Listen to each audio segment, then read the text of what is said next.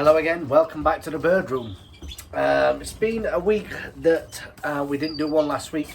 Only reason I didn't do one last week is because the birds were at that stage in the bird room where there was a lot of chicks hatching off, and I didn't want to disturb them that much by the same again, having the camera in the faces. And I think that's one of the most important things that I've learned, the lessons I've learned since doing the YouTube videos, is constantly not taking pictures for Facebook or even for YouTube.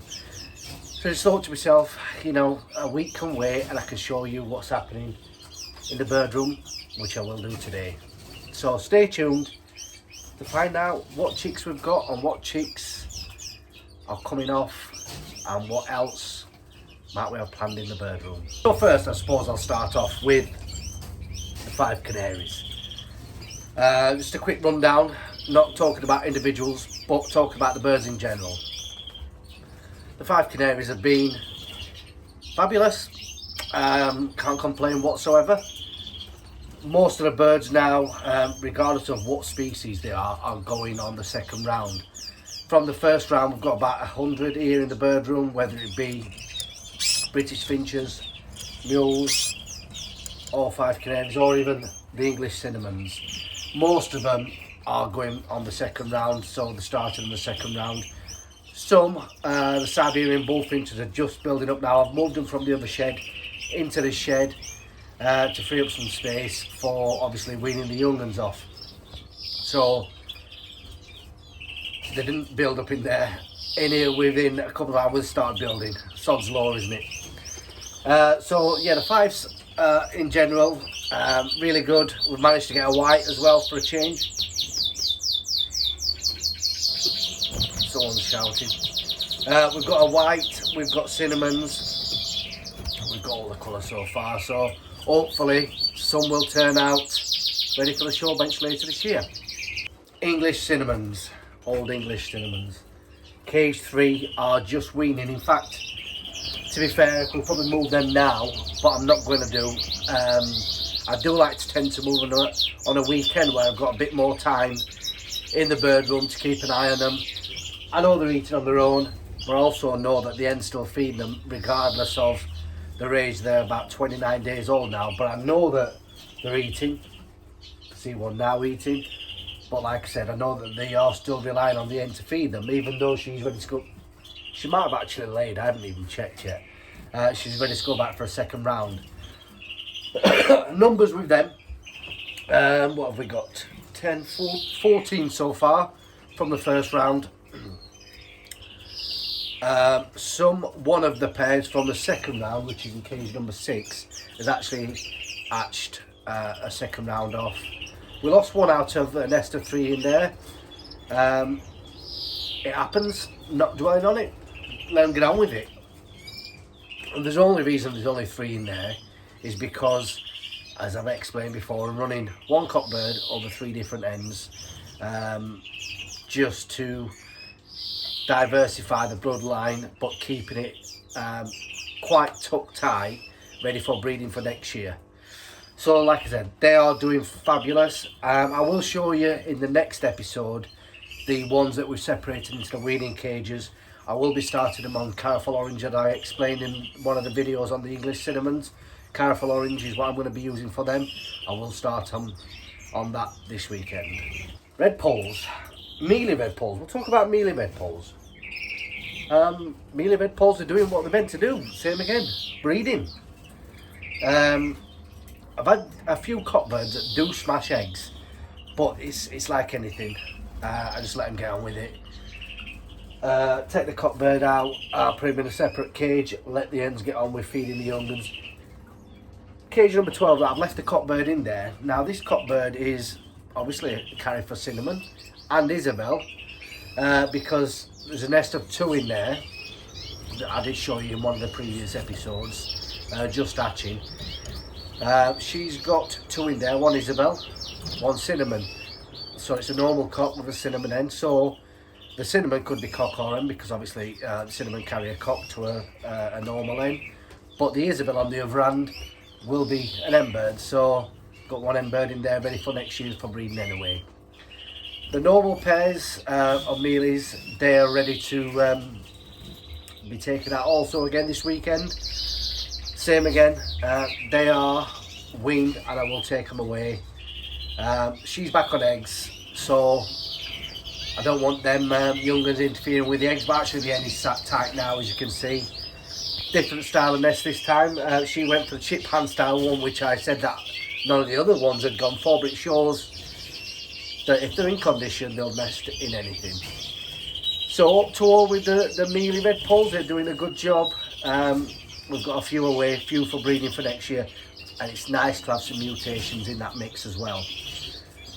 The lesser Redpolls, nothing. They've gone to nest. I've got 3 pairs, I've said before. Quite old pairs. In fact, there's only one current year cock bird, the rest are older birds. Just had clear eggs. I ain't that bothered. It's not down to anything I'm doing, it's down to the birds, obviously. Everything else in here in the bird room is doing what they're meant to do, so it's got to be the birds and not me.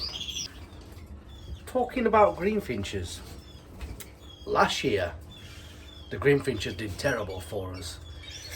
Not sure why, not sure one went off, not one of them fed their own, actually tell a lie, one did very end of the breeding season, but otherwise none of them did. This year, total change. They're doing a fabulous job again. The Greenfinches, whether it be in flights or flight cages, they're all doing what they're meant to do.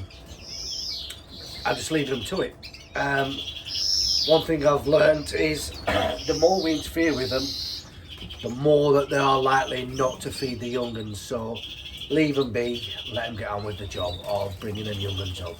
The one that's here in cage number 24, 25, 26 in the flight cage, this is the one that we did really well on the show bench with. I think we had 6 at the All British out of 20, no 30 odd at the All British against some of the top breeders.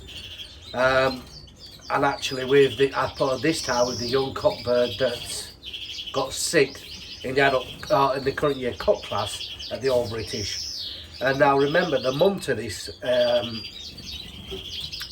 going back, she was first in a class at the National and first in the class at the All British again. This is this year just gone. And this is not anything to be frowned upon. This line of Greenfinches seems to do well. They've got good colour, good size, and when you're talking about 6th in a class for a current year bird, 5th in a class for a current year M bird, 1st in a class for adult M bird against some of the top breeders, in fact the top breeders of Greenfinches in the UK. Your Jack Lloyds, Terry McCracken's, Kev Taylor, Daz Bond, to mention a few, Steve Hardcastle, Phil Linder, the list goes on. That's the good thing about Greenfinches is so many people got good Greenfinches now. Lawson and Wells, for to get them type of numbers on a show bench, 5th, 6th and 1st in a class against classes of 36 and 37, I think that's something to take away from it, that you are doing something right. So this year I'm looking forward to seeing how they get on again. One thing I just want to bring into it here, I can't do this every week. I can only involve this as and when I'm out walking the dog and I see this. Now this is a feature that a good friend of mine, PJ, mentioned to me. It's called Nest Watch. So the idea is when I'm out walking the dogs, or the dog, I've only got one. When I'm out walking Leo, I often see young birds, whether they're fledged the nest or on chicks or whatever. And I thought I'd share that with you guys. Like I said, I'm not going out of my way to find them, but if I do see them, I will take some videos and share them. Here's a short clip of a wren that I believe, just with the way the mother was acting, it only just fledged within that half an hour of me walking down and seeing this. So yes, that's a little wren. Next up we have a nest of song thrushes. I believe these have just hatched and I'm a bit fearful that they won't make it because, as you can see from this picture, they are right on a path side where they could be predated at any point because there's zero cover. Don't get me wrong, it's quite camouflaged because it's a song thrush. Got a couple of young'uns in there, a couple of eggs, always lovely to see. Softbills, will we have them back again? Probably at some point, we'll have to see. Last but no way least, blue tits. Lovely little softbill, nested here in a tree. Same again, I was out walking a dog and the parent birds went crazy. So I just sat for a second and I watched them go in and out of this tree feeding the young'uns. Delightful. Anyway, like I said, I can't bring you this every single time. If I see them, I'll bring them to you. And thanks to PJ for this suggestion, because I do see young'uns quite a bit in the wild and I thought I'd just share them with you. Greenfinches in flight 4 are the mutation greenfinches. Dominant yellow to normal ends. And I explained in a video a couple of weeks ago, 3 weeks ago, that one of the young'uns, when they had the young'uns, because it was as white with pink eyes as it was, the hen wouldn't feed it, neither would any of the canaries in the bird room. So needless to say, we lost that. Not all lost. The 3 that we've got away from that, 3 cock birds, so I believe that they could be carriers anyway for the dominant yellow mutation. Now she's on the second round. She's actually hatched 2 this time, and I rung them a couple of days ago. 1 mutation, 1 normal. So fingers crossed that they will come off and make it to maturity, and we will be the first in the UK, I believe, to breed this mutation of Greenfinch. I'm working with a few of my close friends to get a line of these going to an extent of exhibition style, but it's going to take time, but it's something that I'm looking forward to doing. The other ones that are in that flight also are due out any day now, so hopefully we'll have a few more to add to the breeding schedule for next year. We'll just have to see. All in general with the Greenfinches, we've rung 15, got 5 more rings, but I've got another 15 due out, so I better get ordering some more rings from the British Bird Council, because it seems this year something is going right in the bird room and the birds are performing as they should. One more bit of good news I'm going to leave you with. Chaffinches. We have got young chaffinches once again here in the bird room. Here's a picture or a short video of them, but it's not really easy to get, and I don't like to mess with the nest with chaffinches. You can get in there, disturb them, and they won't go back on the nest. So last thing I want to do is stick a camera in the face, but here's a short clip of the young'uns. I believe they're about 4 days old, so I will have to ring them tomorrow. When I'm talking about diet for chaffinches, they're getting soak seed, they're getting a unipatty egg food, which is a versalaga, and they're getting mealworms. That's it.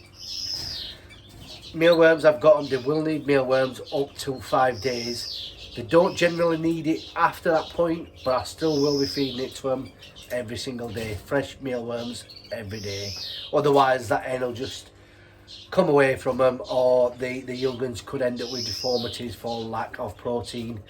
So just give them mealworms. Mini mealworms, regular mealworms, it all works for them. So that does bring us to the end of the episode.